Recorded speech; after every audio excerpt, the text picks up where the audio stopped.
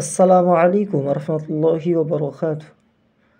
আশা করি সকলে ভালো আছো আর দোয়া করি আল্লাহ পাক সকলকে সর্বদা ভালো রাখুক। আল্লাহ সকলকে হায়াতে দারাজ করুক, রোগ শোক বালা মুসিবত থেকে হেফাজত করুক, আমিন। আজকের আলোচনা করব ইয়া কুদ্দুসু এই নামের ফজিলত। ইয়া কুদ্দুসু এর অর্থ হচ্ছে হে অতি পবিত্র।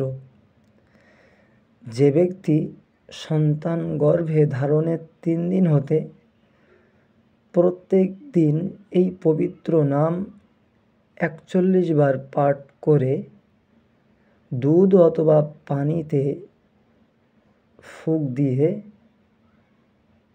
সেই পানি পান করে, তাহলে তার গর্ভে নেক সন্তান জন্ম হবে।